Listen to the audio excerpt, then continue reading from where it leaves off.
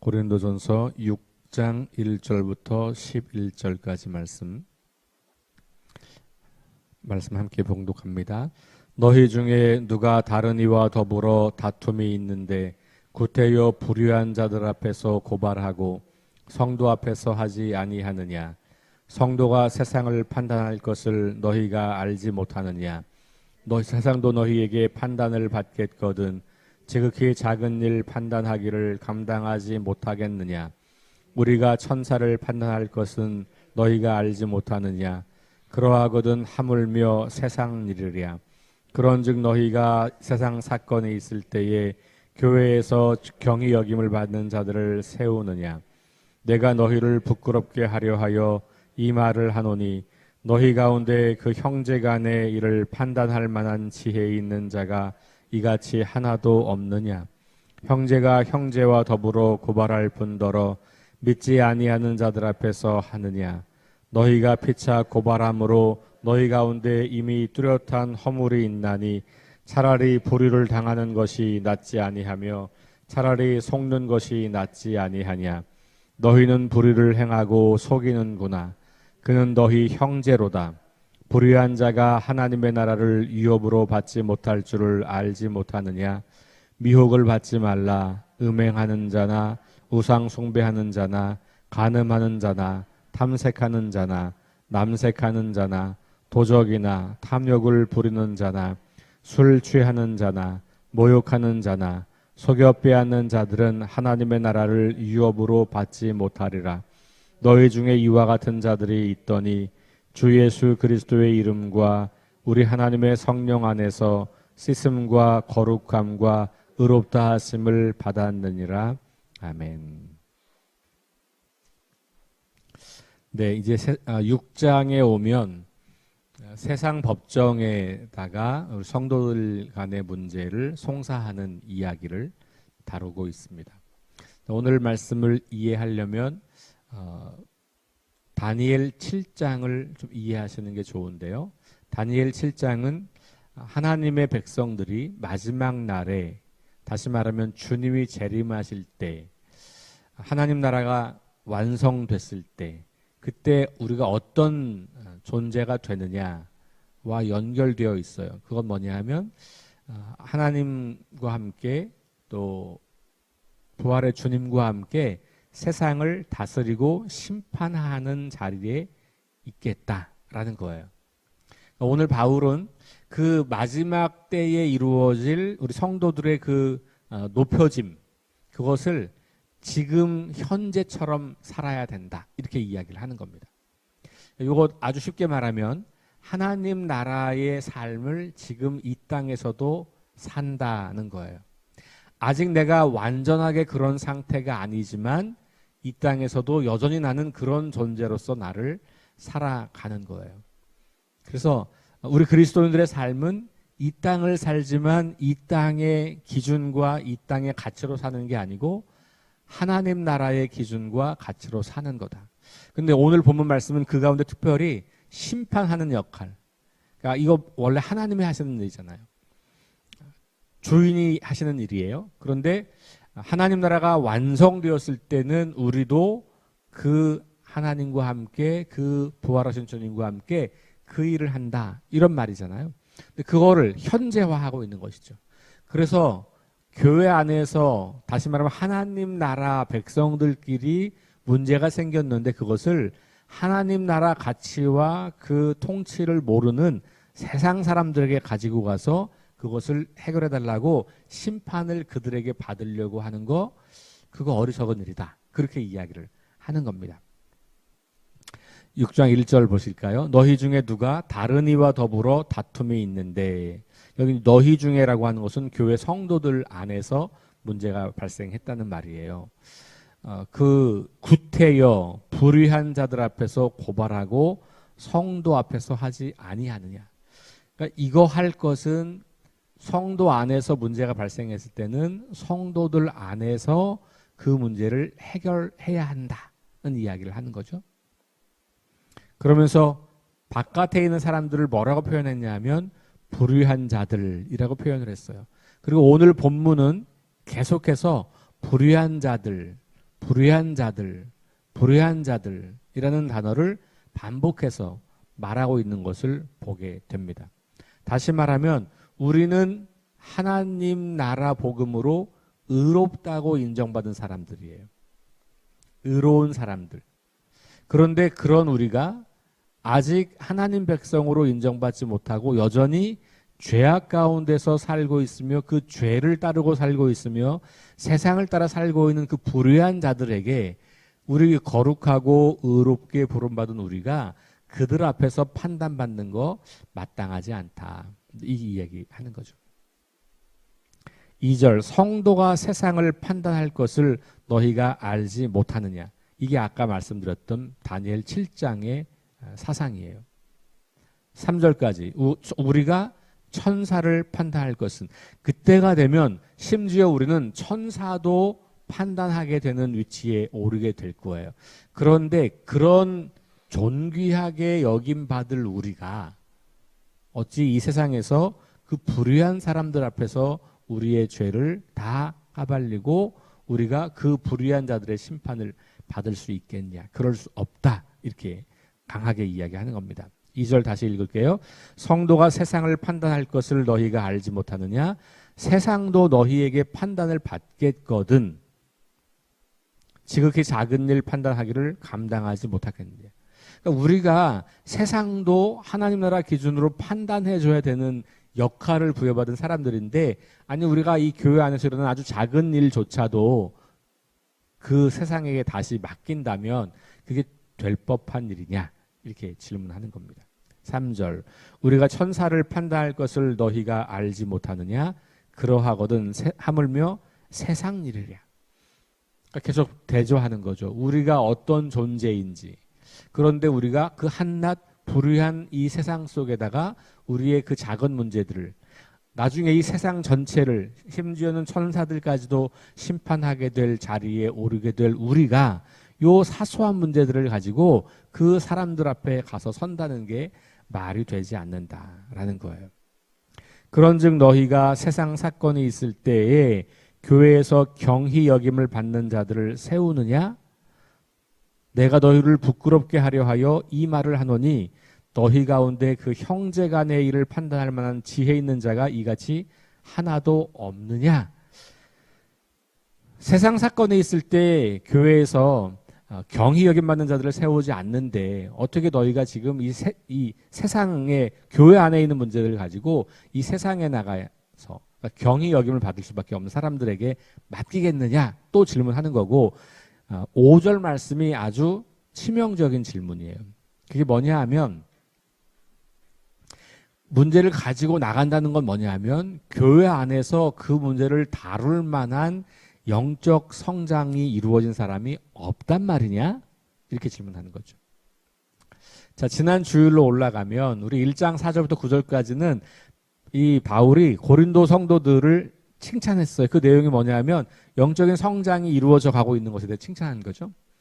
그런데 이제 10절부터 나가면 여러 문제들을 다루면서 실은 고린도 교회가 그렇게 제법 성숙하지 못했다는 것들을 여러 점에서 확인하게 되죠. 특별히 오늘 본문 말씀에 그런 이야기를 하는 거예요.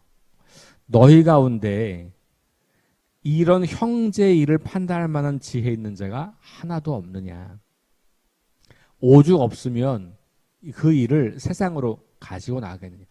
교회가 이런 문제를 스스로 해결하지 못하고 있는 것을 바울은 안타까워하고 한탄하고 있는 것이고 그것이 영적 성장과 관련되면 성장하지 못했다고 하는 것을 반증하고 있다는 것을 바울은 말하고 있는 겁니다. 편지를 시작할 때는 전반적으로 그들을 칭찬하고 격려함으로써 그들을 인정하고 지지하는 듯한 그런 표현을 했습니다만 본격적으로 문제를 다루기 시작하면서는 굉장히 신랄하게 그들을 비판하고 있는 것을 보게 돼요. 6절 형제가 형제와 더불어 고발할 뿐더러 믿지 아니하는 자들 앞에서 하느냐. 그러니까 형제와 형제가 더불어 고발하는 것 자체도 사실은 썩 바람직하지 않은 건데 자기들끼리 알아서 그것은 서로 화해하고 용서하고 서로 해결하면 되는 건데 교회 안에서 어떤 리더가 그걸 가지고 오는 것도 사실은 문제의 되는 건데 그걸 하물며 밖으로 가지고 나가느냐 이렇게 이야기를 하는 거예요. 계속 같은 이야기를 반복해서 하고 있죠. 자, 그러면서 7절 보세요. 너희가 피차 고발함으로 너희 가운데 이미 뚜렷한 허물이 있나니. 고발하는 것 자체가 이미 허물이라는 거예요. 그러니까 교회 안에서 성도들과의 문제를 잘 해결하지 못해서 그 문제를 서로 사람들에게 막 까발리면서 아무개가 이렇다 저렇다 뭐 그래서 서로 고발하고 이런 것 자체가 문제다라는 거죠. 당사자 간에 그 문제를 해결하고 서로가 그 문제를 믿음 가운데서 그리고 하나님 나라의 원리와 방식 가운데서 해결하는 것이 가장 바람직한 건데 그걸 그렇게 하지 못하고 고발하기 시작하면 그게 교회 안에서 이루어지는 일을 할지라도 벌써 그것이 우리에게 허물이 있는 거다. 자, 그럴 바에는 고소할 바에는 차라리 불의를 당하는 게 낫다. 좀 억울해도 참으라 이런 이야기예요. 속는 게 낫다. 내가 우리 성도가 나를 속이면 그냥 속아주는 게 낫다. 그걸 고발하는 것보다. 왜냐하면 고발하는 것 자체가 벌써 허물이 되기 때문에. 그러니까 내가 정말로 그리스도 안에서 살아가고 있다면 성도들 간의 관계에서 조금 손해보고 조금 괴로움 당하고 조금 불의함을 당하고 억울한 일 당하는 거 그냥 참아줘라 이런 말이에요. 그거 가지고 막 고발하고 고소하고 문제를 일으켜서 교회를 분열시키려고 하지 말아라 하는 겁니다. 8절 너희는 불의를 행하고 속이는구나. 그는 너희 형제로다. 형제는 한 몸, 한 공동체고 우리가 한 아버지를 모시고 있고 교회는 이렇게 형제와 자매들이 모인 가족 공동체이기 때문에 가족끼리 서로 조금씩 양보하고 그렇게 문제를 해결해 나가는 것이 바람직하지 그렇지 않고 가족을 문제를 제기해서 사람들 앞에서 부끄러움을 주고 망신을 주고 그를 공격하고 그에게 뭔가를 하려고 하는 것 자체가 벌써 불의를 행하고 속이는 일이다라는 거예요. 내가 불의한 일을 당했어요. 억울한 일을 당했어요. 라고 주장하면서 상대방을 그런 사람으로 몰고 가는 것 자체가 허물이 있는 거다. 불의를 행하는 거다. 이렇게 이야기하는 거죠. 그러니까 바울은 사실 지금 굉장히 엄격한 우리 그 교회 안에서 우리 성도들이 서로를 어떻게 대해야 하는가에 대해서 굉장히 많이 나간 이야기를 하는 거예요. 많이 나갔다는 말은 굉장히 많은 사람들이 하기 부담스럽고 좀 어려워하고 하기 싫어하는 거죠. 부담스럽고 어렵다기보다는 하기 싫은 거예요. 왜냐하면 내 자존심이 허락하지 않는 거죠. 내가 왜 손해를 봐야 돼? 이런 반응을 하게 되잖아요. 근데 바울은 명확해요. 네가 손해봐라. 네가 그냥 속아줘라. 네가 그냥 그 불의함을 그냥 당해라.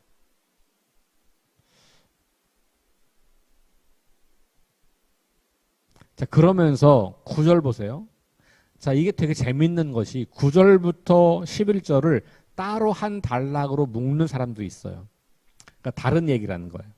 근데 제가 보기에는 다른 이야기로 보이지 않아요.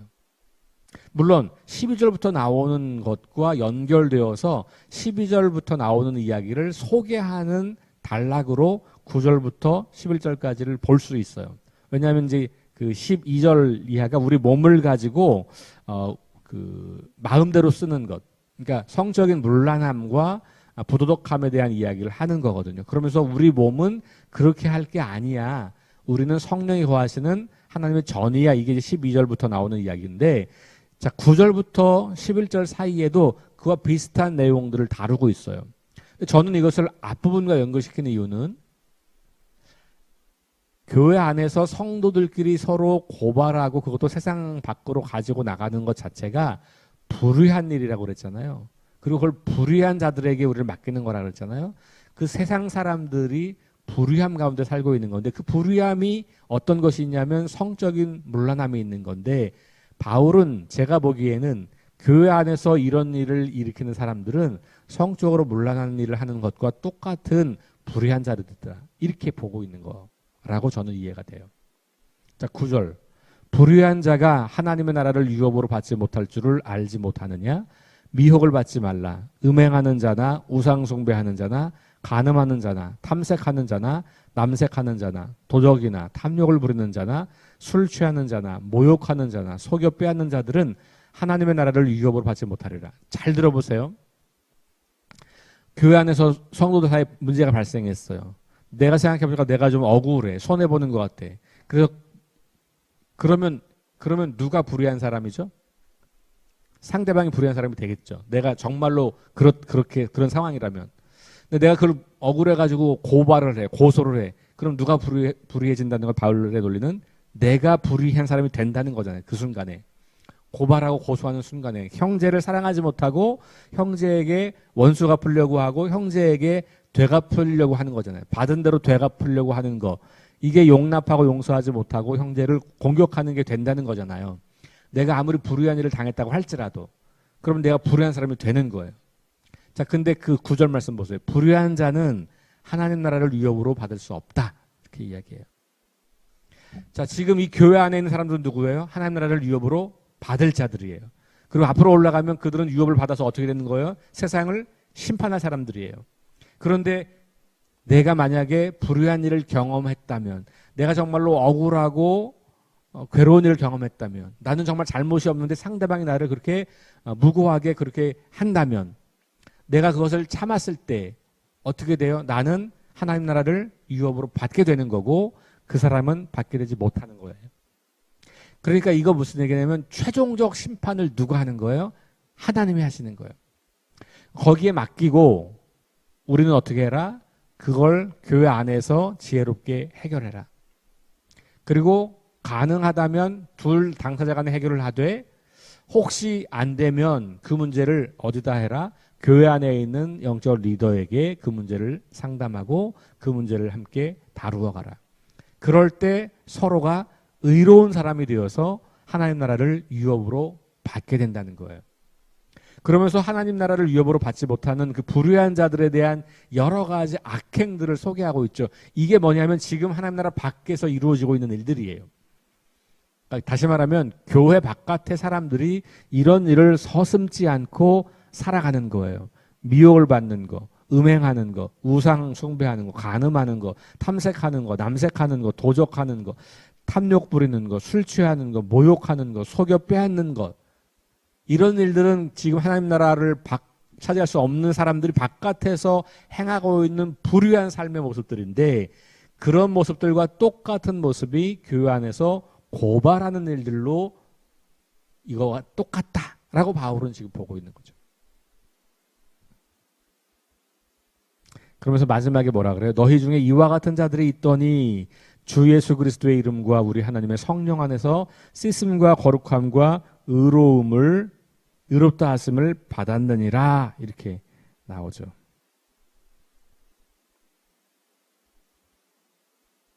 여기 이 말씀은 좀 헷갈려요. 그러니까 왜냐하면 번역을 할 때 있더니라고 번역을 해서 이게 이와 같은 자들이 이 앞에 9절과 10절에 있는 사람들과 같다는 건지 그런 사람들을 말하는 건지 아니면 뒤에 거룩하게 되고 의롭다 하게 된 것을 말하는 건지가 좀 불분명해요. 근데 이 번역을 정확히 하면 이런 겁니다. 너희 중에도 이와 같은 자들이 있다. 그러니까 9절과 10절을 받아서. 그러니까 9절과 10절에 온갖 불의한 자들이 살아가는 삶의 모습들을 그걸 받아서 너희 중에도 이런 사람이 있다. 이 말은 뭐예요? 지금 너희 안에도 불의한 자들, 하나님 나라를 유업으로 받지 못할 자들이 있다. 이렇게 이야기하는 거예요.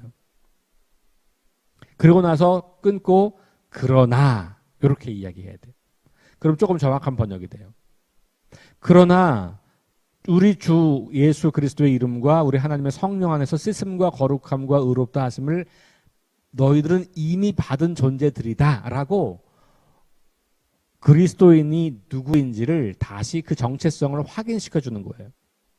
너희 안에 지금 불의한 자들, 그래서 하나님 나라를 유업으로 받을 수 없는 자들. 그런데 그 내용은 뭐냐면 9절과 10절에서 말하는 이런 여러 가지 것들과 동일하게 교회 안에서 너희가 고발하고 세상으로 그걸 가지고 나가는 사람들, 그런 사람들이 있다는 거예요. 그런 사람들은 이렇게 9절 10절에서 말하는 불의한 자와 같은 사람들이라는 거예요. 그러나 너희는 그런 사람들이 아니야 라고 지금 마지막 11절이 말하는 거예요.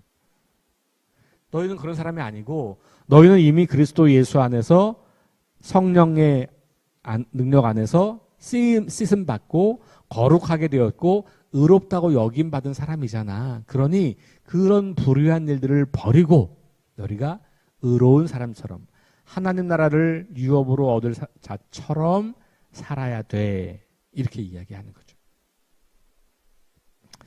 자, 교회 안에서 문제가 발생했을 때 나의 의로움을 주장하려고 이제 상대방을 고소하고 고발하고 그러면서 그것을 바깥으로 가지고 나가는 이런 거죠. 근데 우리가 뭐 사실 지금 우리에게는 세상 법정으로까지 나가진 않지만 그렇죠? 이런고 싶은 마음을 갖거나 혹은 이런 일들을 우리가 계속해서 교회 안에서도 벌이고 있는 누군가를 끊임없이 험담하거나 아니면 내가 당한 억울함 때문에 나의 의로움과 옳음을 주장하기 위해서 다른 사람을 깎아내리는 그런 일들을 우리는 여전히 하고 있는 것이고 바울은 그것을 불의한 일이라고 보고 있는 거고 그 불의한 일을 하게 될 때 우리는 하나님 나라를 유업으로 받을 수 없다라고 이야기하는 거죠. 여러분 잘 생각해 보셔야 돼요. 바울은 지금 보세요. 누구한테 이 말 하는 거냐면 회심하여 구원받고 하나님 자녀가 되어서 교회 안에 있는 사람들에게 이야기하는 거잖아요. 근데 천국을 갈 수 없다고 말하는 거예요. 교회에 와 있기 때문에 다 천국 가는 거 아니다 그 얘기하는 거예요. 하나님 나라 유업을 받을 수 없다라고 말하잖아요. 그러니까 우리가 난 교회 다니니까 됐어, 믿으니까 됐어. 이 말은 성립될 수 없는 말이에요. 성경적으로. 그러니까 교리를 만들 때는 성경의 한 내용을 가지고 그 시대와 역사적 상황에서 그것을 강조하기 위해서 그런 교리를 만드는 거예요. 믿음으로 말미암는 구원, 한 번 구원은 영원하다. 뭐 이런 이야기들을 만들었지만 성경을 가만히 들여다보면 그 교리의 반대 지점에 있는 이야기도 성경에는 많이 있는 걸 보게 돼요. 균형을 잡아야 돼요. 성경을 통해서. 그러니까 그럴 때 말하는 믿음이라는 거는 그냥 교리를 받아들이거나 아니면 머리로 그냥 받아들이거나 가슴으로 받아들이는 그런 정도가 아니고 실제로 내가 이 땅에서 하나님 나라 백성으로 살아가는 그 삶의 과정, 성화의 과정, 영적으로 성숙해 나가는 과정이 생략될 수 없는 거구나. 이것이 결국 나의 구원을 완성해 가고 처음 시작한 그 구원의 여정을 계속해서 걸어가는 것이구나 라고 하는 것을 바울은 끊임없이 우리에게 들려주고 있는 것이죠. 오늘 이 말씀은 우리에게 굉장히 큰 도전을 주는 것 같아요.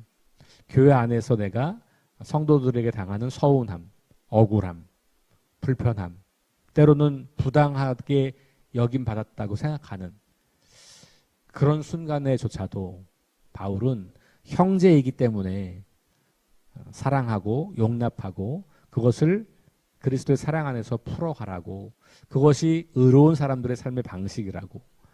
그러니까 결국은 내 그 어떤 관계를 풀어가는 방식이, 사람들과 살아가는 방식이 거룩한 거예요. 내 존재가 거룩해졌기 때문에 그런 방식을 거룩한 방식으로 바꾸려고 하는 것이 우리의 삶의 여정인 거죠. 그리고 그런 노력들이 바로 거룩해져 가는 것이고 구원을 완성해 가는 것이고 영적으로 성장하여서 그리스도의 장성한 분량에 이르기까지 자라는 거죠. 당장은 모든 영역에서 그게 되지 않겠지만 이런저런 영역에서 우리가 말씀 앞에 부딪혀 올 때 고민하시고 기도하시고 그리고 믿음으로 그것을 받아들여서 주님 제가 그걸 하겠습니다. 에이 그게 어떻게 돼? 말이 안 되지. 우리는 끊임없이 그런 생각으로 말씀을 쳐내요. 그게 사탄이 우리에게 공격하는 공격이거든요. 왜 나만 손해보고 살아? 나만 억울하게 바보같이. 끊임없이 사탄은 우리를 그렇게 속이지만 그런 순간에 말씀은 나에게 이걸 요구한다면 내가 거기가 아니고 말씀을 따라 살아야지. 하나님 제가 그렇게 살아볼게요. 한번 도전해 보겠습니다. 하나님 제가 그렇게 하려고 할 때 힘을 주세요. 기도가 그렇게 나와야 되는 것이죠. 그럴 때 우리가 그걸 실제로 행할 수 있는 능력이 우리에게 생기고 실제로 그걸 해보는 겁니다. 한 번, 두 번 해보면서 이 말씀이 내 안에서 이루어지고 성령이 일하시는 것을 경험하게 되는 거죠. 말씀에 순종하지 않고는요, 성령님이 나와 함께 계시고 나를 통해 일하신다는 것을 절대로 경험할 수 없어요. 말씀에 순종할 때만 그 일을 경험해요. 왜냐하면 말씀이신 하나님께서는 말씀과 함께 일하시기 때문에 그런 거예요. 내가 내 생각과 내 가치와 내 판단과 세상에서 했던 방식대로 살아갈 때 성령님은 나에게 역사하지 않으시죠. 자, 오늘 이 어려운 도전을 한번 여러분들이 해보시면 좋을 것 같아요. 교회 안에서 여러분들이 불편한 사람들이 있을 수 있고요. 마음으로 조금 거리를 두는 사람도 있을 수 있고요. 여러분들이 상처받았다고 생각하는 사람도 있을 수 있을 것 같아요. 그러나 우리가 다 그리스도 안에 사는 형제 자매가 되었고 우리가 연약함을 가지고 있는 그런 사람들인 것을 기억하고 그것을 품고 기도하고 사랑하며 용납하며 이런 마음 속에서부터 사랑의 마음을 갖고 풀어가는 그런 성숙한 저와 여러분 될 수 있기를 주의 이름으로 축원합니다. 기도하겠습니다. 하나님 감사합니다. 주신 말씀을 기억하며 우리 성도들을 세상과 같이 바라보지 않고 하나님 나라를 공동으로 이어받을 상속자, 형제 자매로 받아들이고 그것을 믿음으로 선포하고 고백하며 내가 조금 손해보고 내가 조금 억울한 일을 당하고 내가 조금 불편한 일을 당해도 그것을 용납하고 용서하고 서로 감싸주면서 함께 성장해 나가는 그런 성숙한 그리스도인들 될 수 있도록 인도해 주옵소서. 하나님 성령의 능력으로 하나님 나라를 증언하고 살아내기를 원합니다. 하나님 말씀이 기준 되기를 원합니다. 질병과 연약함으로 고통당하는 사람들을 치유해 주시길 원합니다. 전쟁과 자연재해와 가난과 억압으로 고통당하는 지구촌 이웃들에게 은혜를 베풀어 주시길 원합니다. 다음 세대에게 하나님 나라 복음을 전수할 수 있도록 힘을 더하여 주옵소서. 예수님 이름으로 기도합니다. 아멘. 우리 다 함께 합심해서 기도합니다. 주신 말씀과 5가지 기도 제목 가지고 함께 합심해서 기도하시고 개인 기도하고 돌아갑니다.